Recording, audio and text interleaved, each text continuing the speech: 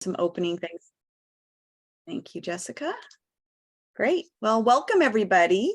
Thanks so much for joining us today. I'm Denise Donaldson, and some of you know me, but you might not know I'm the National Child Passenger Safety Board's current CPS advocate representative.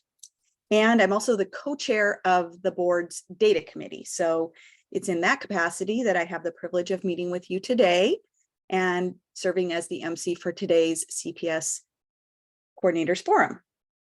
And so we always love to know who's joining us, of course. So please enter your name and state into the chat box. And for fun, since it happens to be National Pretzel Day, feel free to add your favorite pretzel related snack in there.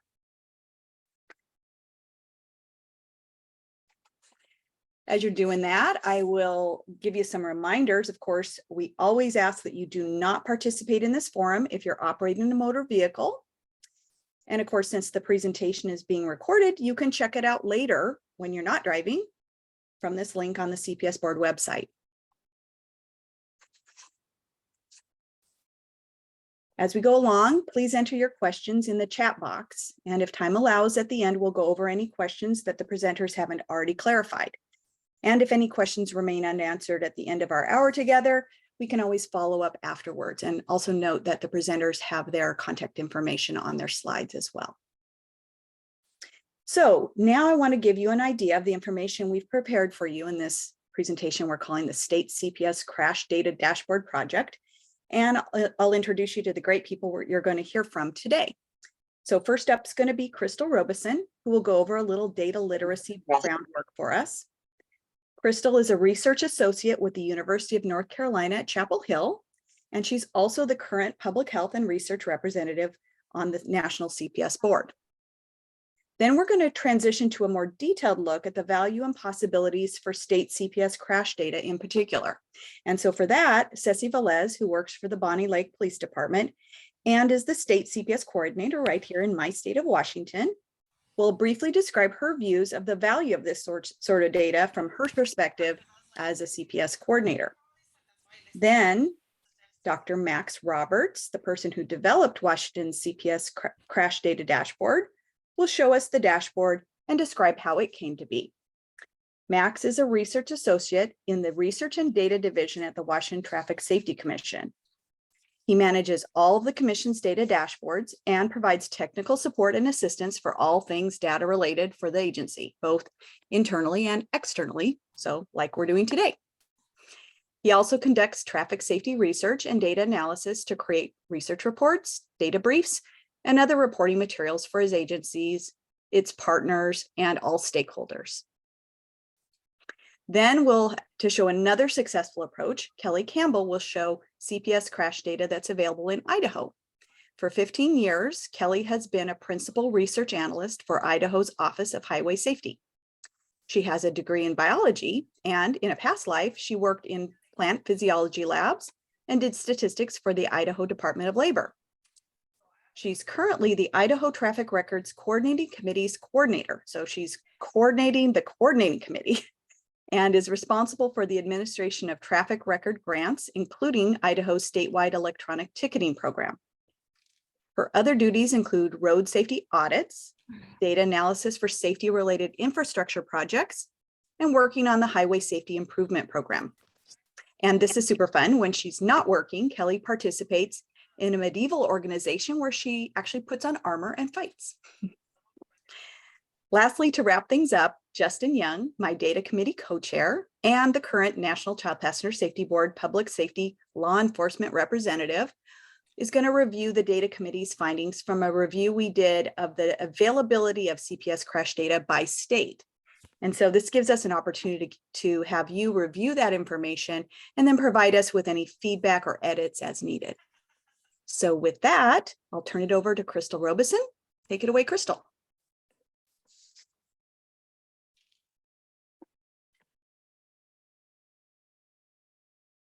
Okay, well, hello everyone. I'm excited to be here. Just got to start my timer. So while I sit on the National Child Passenger Safety Board, I am not representing the board today. Instead, I'm speaking as a researcher at the UNC Highway Safety Research Center. So want to say that out front. And what I'm tasked with today is discussing a broad overview of data for everyone, helping everyone understand data and data visualizations a little bit better, with the goal that it can better inform your decisions, better inform conversations, and just help you better understand what's happening in your states. Okay, so we are all awash in data everywhere. You can find dashboards on just about any topic you want, but the problem is most of us don't know what to do with them. And even if we do know data, we maybe don't know that particular data. So what I'm hoping today that you walk away with is, if nothing else, the idea of being curious, digging deep so that you can understand the data and use the data. So let's start with, when you have one of these dashboards, the very first question you want to ask is understanding that data source. Where does the data come from? Who's collecting it? What, when, how is it collected? And those questions help you better understand what the strengths and limitations are. And once you understand those things, then you can better speak to the data. You can better use the data. So I'm going to use lots of examples. Most are going to be North Carolina. Yeah. Oh, sorry. Most are going to be North Carolina. So I do that because that's the state that I know. That's the state I can speak to. But we're just going to dive into some examples to make it relevant for everybody. So here's an example of a dashboard. This is the North Carolina Vision Zero dashboard. And you can see right here, they very clearly say where that data is coming from. So that's great. We have that information. Here's an example from NHTSA FARS. Again, they very clearly state where that data is coming from and also give a little bit of a definition of it. So that's the great first step, but then we want to dig in. Just because we know the name of the data source doesn't mean we understand the data itself. So the next step that you would do is ask yourself, where is this coming from? What else can I find out about this data? So in this case, both the last two examples are primarily driven on crash data, state crash data. So let's look at an example from the state of North Carolina.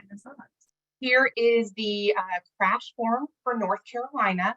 As you can see, it's a bit overwhelming. There are lots of fields that we're asking law enforcement to fill out on the side of the road at a chaotic crash scene. It's not one, but 2 pages. And one of the things you want to keep in mind is the more data we're asking people to collect, that's going to have an impact on the quality of the data. There are going to be some fields that the people collecting that data think are more important and are going to put more attention into, and some fields that are going to be less important to them. So you just want to have that in your mind. Is this a field that you think is a field that person could fill it out correctly? So we're not going to stop here. We're going to keep being curious, keep digging deeper. So for the sake of example, let's look at child restraints. So in North Carolina, that is filled out right here in this box 27 for each occupant. And this is just restraint in general. So great, now we know where that is, but what can law enforcement put in that box?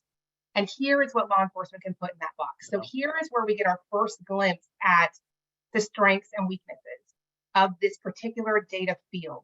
And in this case, North Carolina, we have lots of options for what kind of seatbelt is being used. It's lap belt only, lap and shoulder, or shoulder belt only.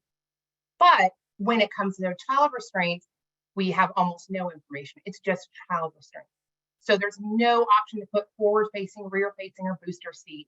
So immediately now we're starting to think, okay, well, what about a 6-month-old who is seriously injured or killed in a crash? It would be more meaningful to know whether they were forward-facing, rear-facing, and what exactly was going on, and not just whether they were in a child restraint or not. Similarly, how would booster seat be coded? Is that a child restraint, or is that a lap and shoulder belt, since that's the actual restraining force in that situation? And certainly law enforcement do receive training on this, but that training is often quite separated from when they're actually on the side of the road trying to make a decision here. So that's our first glimpse at the data and what the strengths and weaknesses are.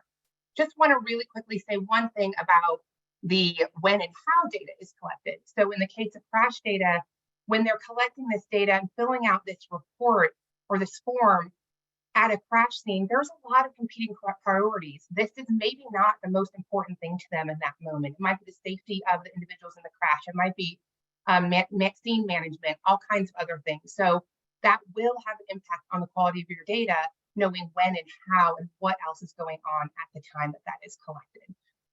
Okay, so let's move from diving deep into one data piece to looking at dashboards. So now that you've gone to a dashboard, you understand where the data is coming from, you understand the pieces of data you're going to be looking at, how do you understand the dashboard and the report itself? So you want to make sure that the labels are clearly defined and clearly labeled. Does it make sense? Is that consistent with what you already know? And then what are the nuances? What can this dashboard tell you and not tell you? So going back to that Vision Zero dashboard, there's a lot here, but I just want you to focus on this one circle here. So this is a 5-year period that I filtered it for. And this is saying basically 2,500 people are involved in unbelted fatalities because we've got killed over there on the right. So, but what does that mean? Is that 2,500 people are in a crash where somebody was unbelted and died? Or is that 2,500 people themselves were unbelted and died? Those are two very different things. And this label doesn't clearly tell us what it's measuring. So you want to be careful. If I were to use this piece of information, I want to know what it's saying so that when I talk about it or I use it to make a decision, I understand what it actually is. Here is an example, another example from North Carolina. This is our strategic highway safety plan. And here they have an emphasis area definition that introduces the idea of its crashes involving unrestrained and improperly restrained. But again, being curious, I'm going to ask, what are we defining as improperly restrained? And who is making that determination? How is that showing up in the data? If I can't find the answer, I need to ask, I need to be curious and ask some questions. It may just be a mislabel. It may truly just be unrestrained. Here is an example from the NHTSA FARS data visualization. So this is a couple screens deeper than what I showed you previously. And here we have a label, children in fatal crashes by restraint use.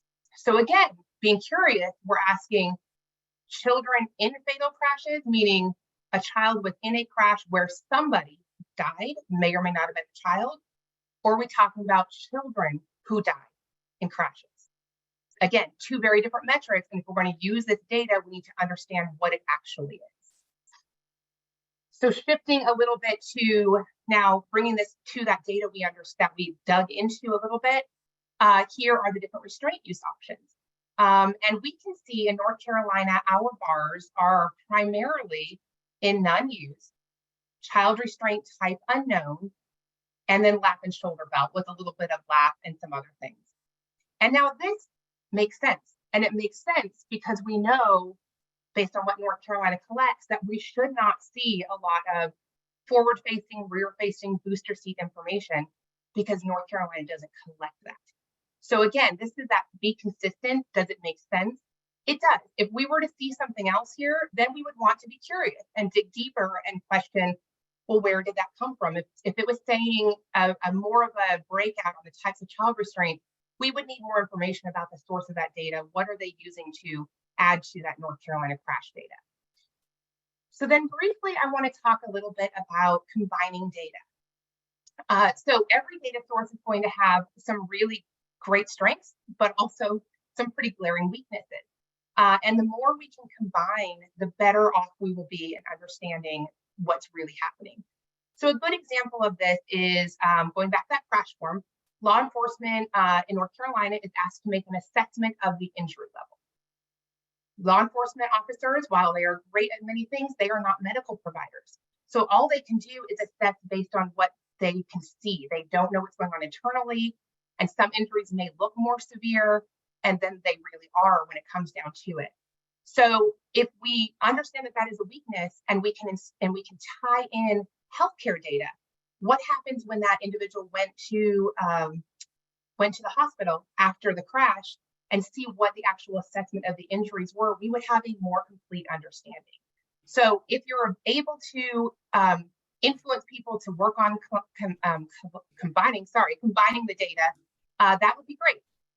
This is not easy to do because everybody measures the data a little differently, so it takes a lot of expertise to do this, but it is a really great tool if you're able to combine. And one quick example of that is what is happening at Children's Hospital of Philadelphia.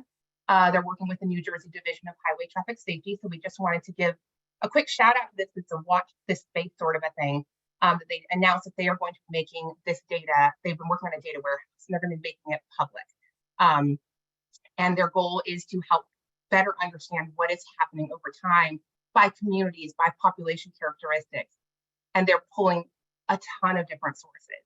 If you're a visual person like me, this is what that looks like. These are all the things from their press release that they're pulling together in that warehouse. So this is the what's at stake. Maybe we can learn from that in our individual states. And finally, data is not all that exciting. So I included a fun picture of my teenagers along with my contact information. Happy to answer anybody's questions or if you reach out to me or at the end of this, if there is time. That is all I have.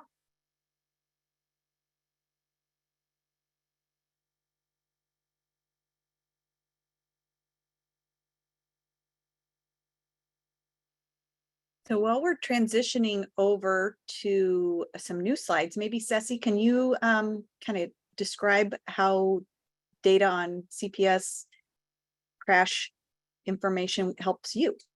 Yes, absolutely. So I'm just here to provide a little bit of history for Washington State in particular. Thank you, Kristel, for all that great information. She, referred back to that collision report, and that's where all of our fatal and serious injury information comes from.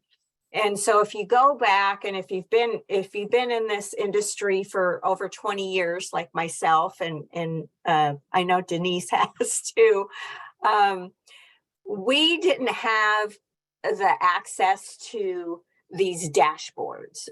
We didn't have any charts or graphs that you could snip or download.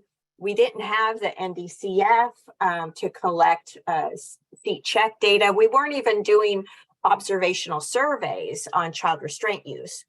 And so we know that we need the data for grant writing, for media messaging, for focusing on aspects when teaching or even interacting at a car seat check.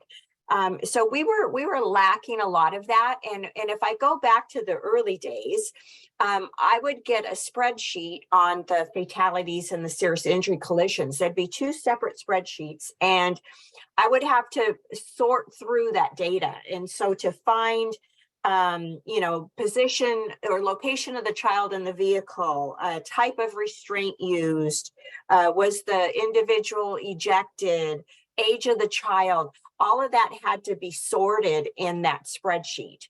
So it was very cumbersome. And I remember printing it out and sorting it, highlighting, and then taking that information and trying to put it into a chart or share that data. So it's very time consuming. So over the years, we've come so far. And one of the great things with the dashboards, and Max is going to be able to share with you how we're able to now quickly look at the data and gather information that's useful for all those reasons: media, grants, teaching.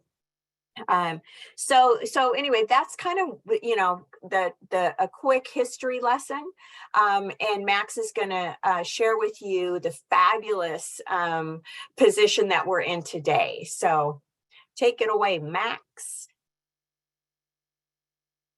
Thank you very much, Ceci. I just want to confirm really quick, is everybody seeing my slide right now? Yes, we are. Yes. Okay, perfect. It's not giving me the yellow outline. Great. Yes. Thank you very much for having me here today. Thank you, Kristel and Ceci. That was a great introduction to a great segue into what I'll be talking about today. My name is Max Roberts, and I'm the Research Associate in the Research and Data Division with the Washington Traffic Safety Commission. And today I will be giving you a bit of an overview and demonstration of our child occupant dashboard. As Ceci mentioned, this was kind of born out of transitioning from that cumbersome Excel spreadsheet into a more accessible dashboard that we can readily get this data. So you can access the dashboard by visiting our website at wtsc.wa.gov. And if you come over to this menu button in the top left, come on down to Research and Data, and come on down to the Dashboards tab, and you will come to our Crash Data Dashboards landing page. And if you go ahead and scroll down here, you'll see all of our various dashboards that we have created in the past 2 years of specific interest. For today, we're going to go under our topic specific column here, and we're going to click on our child passenger vehicle occupants and drivers of child occupants. And this is what the dashboard looks like. So we always recommend viewing this in full screen. It just makes it a little easier to view. So you can do that by coming down to the bottom right corner and opening it in full screen. I always, in every demonstration I do, and every time I present these dashboards to someone, I always encourage, whether this is your first time or hundredth time using the dashboard, to always start with the information button to the left of the title. And we have these on each of the dashboards. And that's just going to have some important information, as Kristel noted. So we have the data source. This is all going to be Traffic Safety Commission coded fatal crash files. So that's our state data that we pull from our collision reports, as well as toxicology reports, driver's licenses record, and more. And a description for this dashboard is that this dashboard presents person level and crash level data for all fatal crashes involving a child passenger vehicle occupant. And then we have some important notes here. So to start, we have the most current year's data will remain preliminary through the end of the following calendar year. Child is defined as those ages 0 to 12, and sex is reported by law enforcement on crash forms. And then I'm just going to click this X to get out of there. So this is a 2-page dashboard. You'll see this button in the bottom left for page 2 of 2. The first page is our child passenger vehicle occupants in fatal crashes. So this doesn't necessarily mean that the child themselves was fatally injured. These are fatal crashes where somebody was fatally injured, but a child was involved. Our first visual right here is this bar chart. This is our child occupant injury severity. And this shows various injury severities from fatal, serious, minor, or no injury over the most recent 10 years of data from 2012 to 2021. You can click and interact with any of these bars to dial in on some of this information and data. And if you hover over, you'll also see these tooltips that'll pop out that will tell you the specifics of the data. So we can see the year, the injury severity, the count, and the total for that particular range that we're looking at. Moving over to the right, we have our restraint use of child occupants. So we can see that over that 10-year period from 2012 to 2021, 86% of child occupants were restrained. We can also see whether or not they were ejected from the vehicle. Thankfully, we can see that 95% or 570 of those child occupants were not ejected from the vehicle. Moving down, we have our restraint type of the child occupant. So whether they were in a rear-facing child restraint system, a forward-facing child restraint system, a booster seat, lap and shoulder belt, and so on. And again, for these bar charts, if we hover over, we can see a breakout with the category, the count, and also very useful, the percent. So we can see that 36%, about 1 in 3 of these child occupants were in a lap and shoulder belt. Moving to the right, we can see the seating position of the child occupant. So whether they were in the front seat of the vehicle, or if they were in the back seat and to the left, back seat middle, back seat right, or in the third row, or in a cargo area. Again, hovering over, we can see that about 32%, so about 1 in 3 of these child occupants were in the back seat on the right side, which would be diagonal from the driver. In the back seat on the left, we have about 27%, or a little more than 1 in 4. And then we have this very useful tool, our mapping tool, which is going to show us the locations of all of these fatal crashes. So this is kind of our crash level data where we can plot the event location. Now on any of these visuals, if you hover over the right corner, you'll see this little focus mode icon pop out. This is particularly useful for the map because now we can view it in a full screen mode. So I will go ahead and click that. And now we have the full functionality of the map. To look around and see where these crashes are occurring. So if we were to zoom in to a particular area, you can hover over any of these bubbles. You'll get a little tooltip that will have some high-level descriptive information for this crash. So we can see the year, the XY location, the county and city, and the crash date and crash time. And if you continue to zoom in, some roads, not all of them, but a lot of them, will turn blue eventually. And if you continue to zoom in, you can click on that blue line And it's actually going to drop you into a street side view. So if you're doing any research or investigation into kind of the built environment, looking at any sort of infrastructure where that crash occurred, that is a useful tool to have there as well. So I'm going to click out of that by clicking this X in the top right corner. I'm going to return to the full dashboard. So I'm just going to come up to the left-hand corner and click back to report. Another great feature here with the map, the way that it's integrated with the rest of these visuals here, I can actually click on one of these bubbles, one of these crash events, and it is going to change the rest of the visuals to reflect some of the characteristics of that crash. So we could see that this particular bubble that I clicked here, the child occupant had a minor injury. They were restrained, were not ejected from the vehicle. They were using a lap and shoulder belt, and they were seated in the back seat on the left driver's side. So that is a useful tool there. Over here on the left, we have our filters. So currently, as a default, we see all this data is aggregated over the 10 years. For our bar chart here, we can see those breakouts over those 10 years. If I wanted to look at a single year of time, I could do that and come down here and select 2021. Now all of these visuals over here are going to have that single year of data. I can see that reflected in my bar chart here, and I can also see those cases broken out on the map. Now the filters will remain on for the duration until you manually turn them off, so I can either unclick it, or if you hover over the right corner, there's a little eraser icon, and if I click that, it'll clear that selection. I can also come down and select a certain county that I'm interested in. So if I were interested in looking at Clark County, for example, make that selection, and the map is conveniently going to zoom into that specific area, and I can see all the cases that happened in that geographic region. So I will cancel that. We can also look at months. So say, for example, I wanted to look at child occupants and fatal crashes in summer months of June, July, and August. I can make multiple selections and look at some of the data characteristics for those particular months. We also have day of week. So perhaps I wanted to look at some differences in comparing fatal crashes with child occupants on the weekends days of Sunday and Saturday compared to all the weekdays that are not Sunday and Saturday, and look for differences there.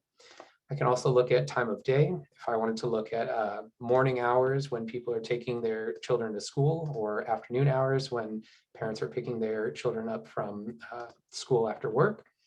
I can also look at the sex of the child and broken down by the age of the child. And then lastly, the injury severity. So in particular, if I'm interested in looking at all child passengers who are fatally injured, I have that selection there. Or maybe if I was interested in looking at some trends in the serious injury crashes, that filter is available there. Moving on to the second page, I'm just going to click that page 2 of 2 button. And the second page is going to look somewhat similar to the first, but now we are looking at drivers in fatal crashes with child passenger vehicle occupants. So again, I want to start with that information button here at the top. This is still going to be coded fatal crash file data. And this dashboard presents person level and crash level data for all fatal crashes involving drivers of child passenger vehicle occupants. Some of these notes are going to be the same. The last two on these pie charts that we see down here, the no response can include unknown and not reported. And then specifically to this one, this pie chart in the bottom left, drinking driver refers to a driver that had a blood alcohol concentration BAC of greater than 0. So I'm going to close that. Again, we have our bar chart just as we saw on the first page. This is still going to be presenting 10 years of data, 2012 to 2021. And now we can look at some of the behaviors of those drivers of child occupants. So restraint use of the driver, for example, we can see that 10% of those drivers of child occupants in fatal crashes were not using a restraint use themselves. We can see that 9% of those drivers of child occupants had failed to yield at the time of the fatal crash. We can see that 10% or 1 in 10 of those drivers of child occupants had been drinking at the time of the crash. 15% of those drivers were drug positive. 11%, about 1 in 10, were speeding at the time of the crash. 16% were distracted. And then we can also look at the crash type. So whether it was a multi-vehicle crash or a single vehicle crash. Again, if I hover over with that tooltip, I'll actually get a breakout to see that percentage. So here we can see that nearly 3 out of 4 of these fatal crashes with a child occupant were multi-vehicle crashes. And then lastly, we have our passenger vehicle type. So whether it was in a car, SUV, light truck, or van, and we can see the majority, about 41% there, were in a car. Now, one thing when I was working through this dashboard that kind of piqued my interest, had me a little curious, was if there are any differences in driver behaviors of these drivers by sex. So presuming that a lot of these drivers are probably the mother or father of the children. So when I broke it out, what I found is actually it's evenly split perfectly. So there were 192 female drivers with child occupants, and there were 192 male drivers with child occupants. So just kind of running through, if I were to look at these differences between male and female drivers, looking at drinking drivers, we can see that female drivers with child occupants, about 8% had been drinking at the time of the crash, compared to about 11% among males. If I look at drug positive drivers, I see about 16% of female drivers with a child occupant were drug positive at the time of the crash, compared to 14% of males, so not too much of a difference there. Looking at speeding among female drivers with a child occupant, about 8% were speeding at the time of the fatal crash, compared to it nearly doubles among male drivers to about 15%. And then distracted isn't too much different. It's about 16% among female drivers of child occupants and about 15% among males. So I know that's a lot of information that went very quickly, but those are the highlights of these dashboards. Happy to answer any questions when we have time. If not available, you can also reach out to me. My contact information is at the top of any of our dashboards. I find that as many times as I do these demonstrations or use these dashboards myself, I am constantly learning something new about the data or the functionality. So if you are interested in doing so, I highly encourage you to go and have a look for yourself. And as Kristel said in her presentation, be curious, because there's a lot of data in here to be found and discovered. It's just a matter of going out and exploring it. So that's all I have. Thank you.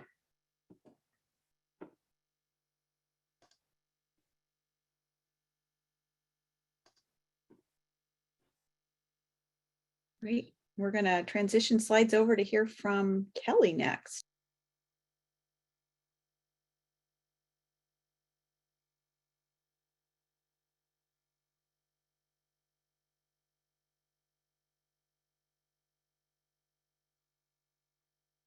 All right, hopefully you can see my screen now. We do. All right, my name is Kelly Campbell. I'm a research analyst principal in the Office of Highway Safety at the Idaho Transportation Department. And I'm just gonna quickly talk about how we came about to get our dashboards and then show you our dashboards. So like most states, initially, we only had a document that had all the information that we collated every year on our crashes. It was a flat file. There was no, you couldn't go in and be interactive with it. It was just one document. And we wanted to get to a point where we had our data online, where people could look at it and have an understanding of what was going on in the state. We also struggled with how much information do you provide out there? How much flexibility do you allow people to into the data? Because we all know that if you pull data wrong, you can get totally wrong information and then go down the wrong path. So for quite a few years, we just had our internal crash information software that you had to have a login and people could go in and do some querying on it. And then we brought in this software called Metric, which was used. It has a crash query tool and a network screening tool, and it was really brought in to look at where we wanted to prioritize our projects on an infrastructure side. And so it wasn't really geared towards necessarily putting the information out to the public, but it was more of an internal use on how we were going to prioritize and just determine where we were going to really put our safety monies for the infrastructure side. Well, we got this on board and we started working with it, and our deputy director at the time and another person was at a conference, and they just happened to walk by a table that had these really cool dashboards that they were showing them. And so they got really excited about it. And so they came back to the office, and they came over to my office and they said, oh, we found this great tool, blah, blah, blah. And it was the exact same company that we were working with currently for the infrastructure side. And they had just released this really cool module where they could create dashboards that were public displaying, and they housed everything. And so it was pretty easy to get hooked into the program because we already had a contract with the people. So once we did that, we were able to start working on taking our statewide snapshot of our child passenger safety and self-reporting, all of our information that we had there onto a dashboard where it was interactive. So I'm going to switch to a live demo now and show you our actual software that we're using, or what our dashboards look like. So in order to get to our dashboards, very similar to Washington's, it's housed on our regular website. You can come in here and go to our safety tab and then just click on this dashboard or this map looking here to get to our dashboards. And this is what you will come up with. And right now we're looking at just a crash summary, a statewide crash summary tool. And most of the dashboards look very similar. And you can go in and we have a variety of different focus areas, very similar to what Washington was showing you. We have our aggressive driving, our bicycle involved, child passenger, distracted, pretty much most of the typical focus areas that most states actually are looking at. And we originally just came in and started doing the crash summary and a couple of our focus areas. And then it was decided that really we needed a child passenger one as well. So the child passenger safety dashboard was created, and this is what it looks like currently. It'll take a second for it to come up.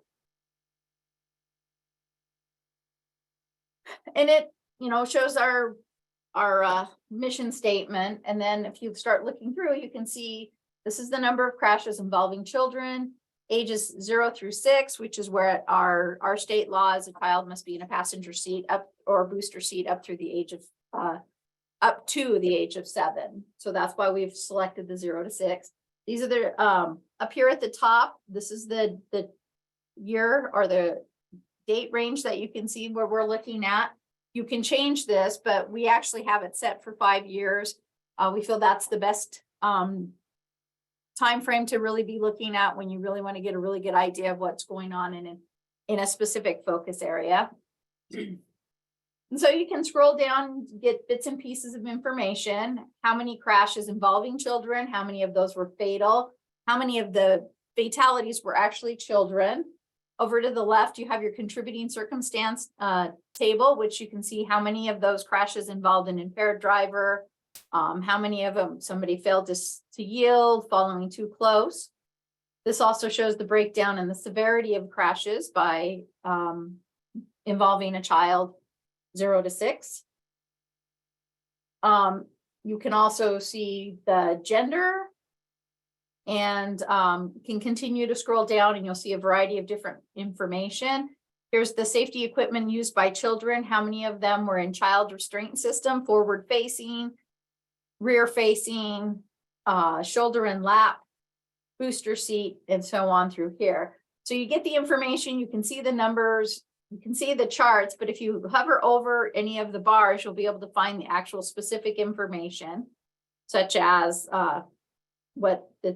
because you can't see the names down here all the time, forward facing child restraint.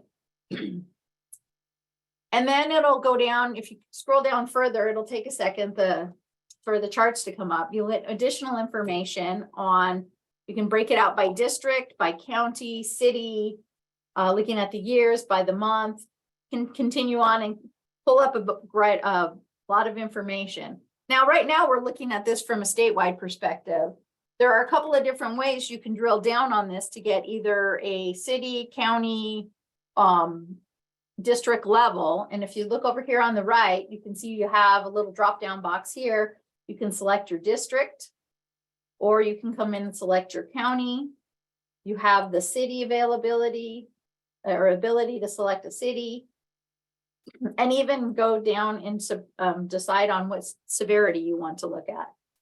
I don't know if you noticed when I did that, all my numbers started changing. So now we're currently looking at these specific filters, and you can see up here, these are the filters we've selected. Maybe we just really actually want to look at Ada County. We don't want to go down to city specific. We just click on the X, and now we're back to the county level. And again, you see the numbers completely changed. You can also do the same thing if you're down here and you want to click on Ada County, and you're just happen to be scrolling down, and you think to yourself, oh, wait, I really want to drill in on Canyon County because there's, 6 here and it's the highest number.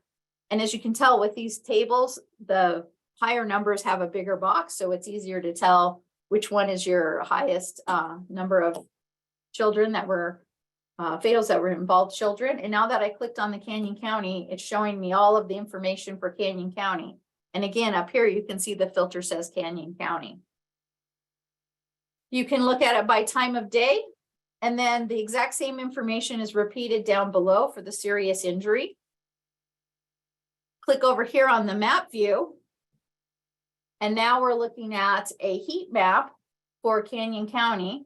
I can actually scroll in.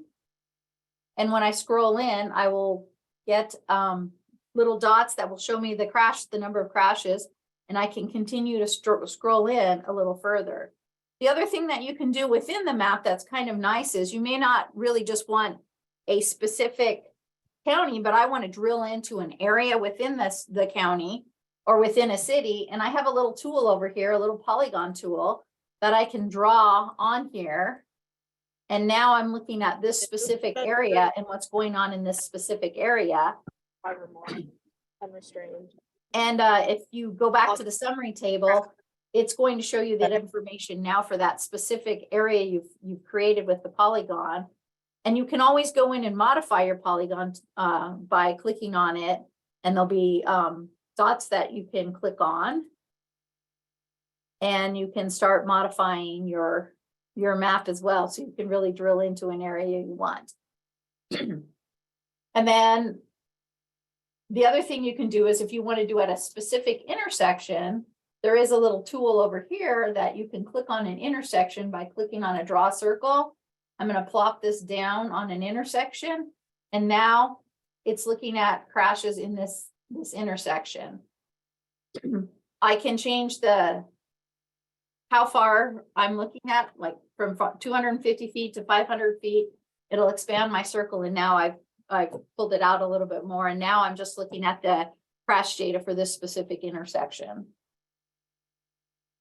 There are tabs that have additional information specifically on the fatal information, such as your light condition, road condition, the weather, location type, was it within the city limits, rural, the functional classification. Like I said, these are all very similar. Our dashboards are all very similar. So some of this information may not seem relevant for CPS, but we've included in because we have a template that we've been using. And then you'd have the same information for suspected serious injuries and also for total crashes all together. So this is a quick overview of our dashboards. And one of the other things we did as we realized that we had our check stations on an Excel spreadsheet that you could get off of our website, but we decided it would be really cool if we could actually link it here within our dashboard. So now you can come in here, click on the link, and it'll take you to another dashboard, which is our CPS check station dashboard. And give it a second for it to pull up. And now there's a map that shows where all of the check stations are. Or if you click on the other tab, you can get all the locations in a file and you can actually download it to a CSV.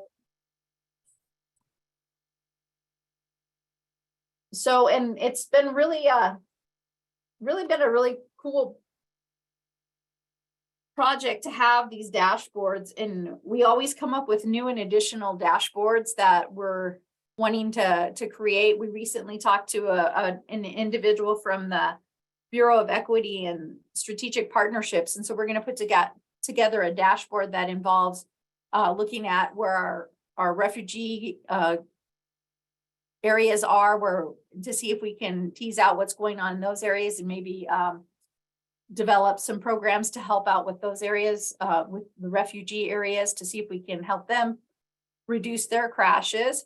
And one of the other projects we are doing that involve our safety dashboards is we're working with the STEM program, the Department of Education, and they'll be piloting a program in August where they're using our dashboards to help teach math concepts. So not only will they be able to use real data for those math concepts, so it actually, when they ever say, well, when am I ever going to use this? You're showing them examples of how you can use the math concepts, and they'll also be learning about highway safety at the same time.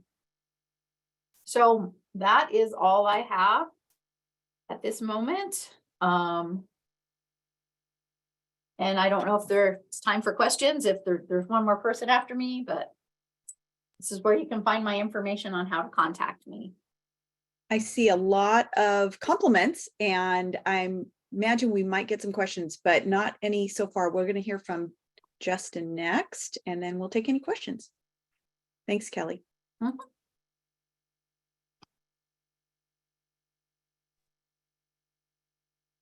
So I am glad everybody was able to meet us today.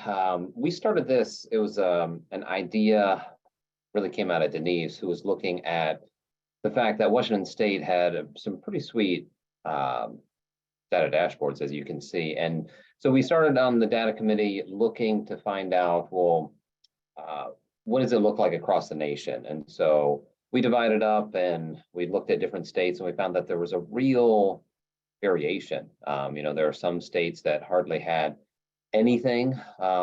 Certainly there were some states that had dashboards, but it was more on the crash side of things and not on the talking about child occupants. And so as we continued to discuss the idea, we thought, you know what, coordinators forum could be a great opportunity for us to present in case some folks didn't realize exactly what options are out there at this point. And so that's why we had our presenters today show you some of the things that are available in case this is something that your state might already be using some of this software. And we've heard that in some cases it's as easy as just, clicking a little box to make the data publicly available. We've heard in some situations that there's plenty of data available when it comes to child passengers on the private side, on the government side of things, but the public doesn't have access to it. So we wanted to have this information presented to you and open it up so that people could talk about their experiences. But in the chat, if you could look up and copy and paste the web page that you expect the public to be able to use for your state's dashboard, that would be very helpful, because we went ahead and we created a nice spreadsheet. And instead of sending the spreadsheet out to everybody where maybe you guys look at it and from our web search, you're thinking, oh, no, that's definitely the wrong website. This is the better web page to go to. We figured it would make more sense to just go ahead. If you're here with us now and you can easily enough go navigate to your state's web page for some of this crash data. I see Kelly Campbell has already done it. Thank you. Looks like we got Max already in there for Washington State. Go ahead and put that in there. We'll capture it all and we'll update, because what we'd like to do on the board side of things, we already have a map when it comes to contacting different state representatives and different agencies for certain information. We want to be able to create a map where the public can come to the board's website, and if they're looking for, hey, where can I find some of this information? Maybe it's a parent, maybe it's a journalist, maybe it's somebody who's just kind of curious one way or another. We want to make sure that the public has the best chance that they can get to some of this information, so that we can spread the word about some of the challenges that we're all facing when it comes to safety on our highways, in and around vehicles. So thank you for those of you who are with us today and are able to copy and paste your web pages in there. And now it's time. Oh, I get to read some closing announcements. Should we go over a couple questions before we get into those Oh, sure. Does announcements? anybody? I'm Well, skipping so- through here.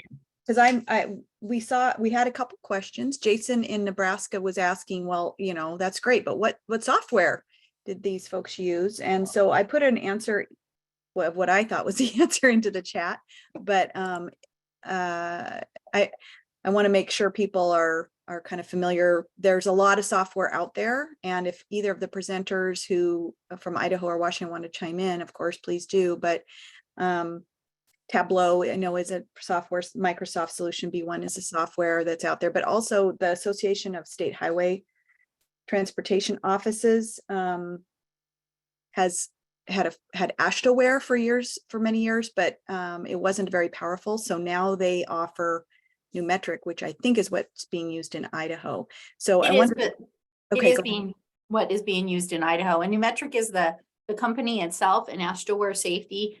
AASHTO actually partnered with Numetric instead of creating their own in-house, which is what they've done in the past with most of their softwares. And so the AASHTOware Safety is what Idaho has, and any state can actually purchase the AASHTOware Safety. The module, there's 3 modules that you can purchase, and this is the I can't remember actually what they called it. So it's one of the 3 modules that you can purchase. And if the state purchases it, they have unlimited licenses. So, and unlimited people can access it at that point. And the other thing is if it's like a city or a county that wants to, they can go directly through Numetric and actually probably purchase the software through them. And I didn't mention this, but they actually created all of our dashboards for us. They did do a training on how to build the dashboards, but anytime I want a new dashboard, I just ask them, and I usually have a new dashboard within a couple of weeks, if not a couple of days. So they actually build it for you, and it's no additional cost. It's you pay one set cost for your AASHTOware Safety software module, and it includes all the maintenance and any of the new dashboards that you want to create.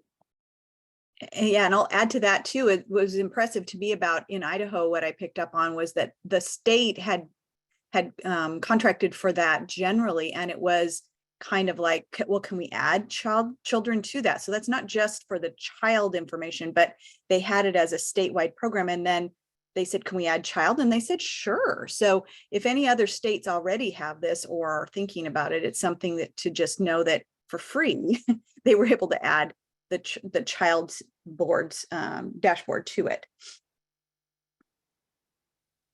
Someone else also asked if there was any, in the states that have these dashboards, if there was any pushback from the state officials about having data accessible to the public.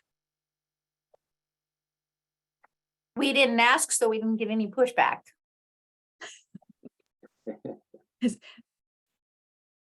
Okay, so so far, no pushback. No pushback in Washington. Okay. All right. So it's great. One of the main reasons we wanted to do this is to see what was possible and to have you have connections and know that you can reach out to folks and to the National CPS Board as well, to the data committee, if you have any questions going forward or looking for any kind of being pointed in the right direction, we would be happy to be here to help for that. So Justin, do you want to do the closing announcements? I can certainly do that, yes. All right, so if you didn't realize, we just earlier this month at Lifesavers, the board was able to give out the National CPS Awards for Technician, Instructor, and Team. And that means since we finished one cycle, the next one is open. So please, if you know of a technician, an instructor, or a CPS team that you think is deserving of this national award, please head to cpsboard.org/awards and get your nomination in. We don't want to wait till the last minute. We know sometimes things, we have good intentions and then, the deadline is already closed. So you got until August 31st, but why wait? If you've got that idea today and you've got a little bit of time, go ahead and plug it in there and know that you have done your part to get some recognition towards your technician, instructor, or team.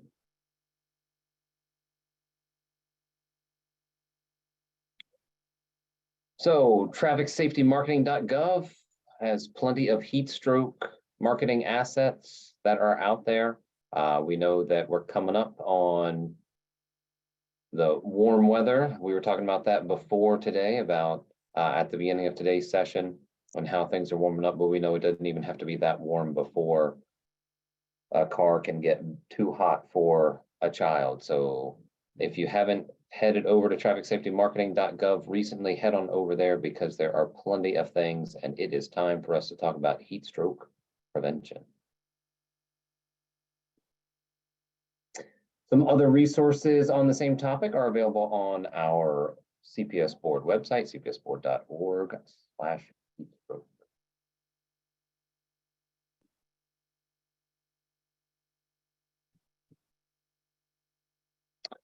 And we want to make sure that people know it's just a quick 10-minute, but very educational e-learning opportunity that we have on carseateducation.org/hotcars. It's in both English and Spanish. It's been updated. It's current. It is a free resource that can be offered to any variety of background or professionals, just to make sure that we are raising that awareness and we understand that it's not one segment of our population that's at risk. Every child can be at risk of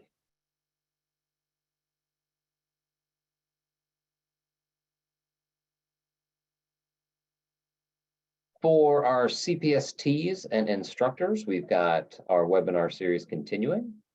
Next up, we've got our very own Denise Donaldson, who'll be doing Backseat Blitz.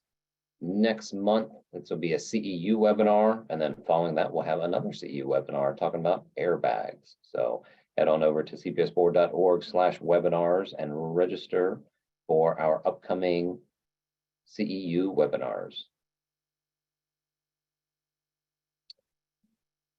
So the National Digital Car Seat Check Forum, we're continuing to do orientations for people who are looking to get up to speed, because we certainly want this to hit every corner of our nation so that we can get all that wonderful data, or data, depending on how you want to say it, to make sure that we can all learn collectively and improve what we're doing out in the community. So cpsboard.org/webinars, again, you can go to that and you can look to register for an orientation session on the NDCF. And then we've got our coordinators forums next month on May 24th at 2 p.m. We've got how to build a school bus training. Month after that, we're talking about CPS week, because it's never too early to start talking about CPS week in September. So June, that will be our focus.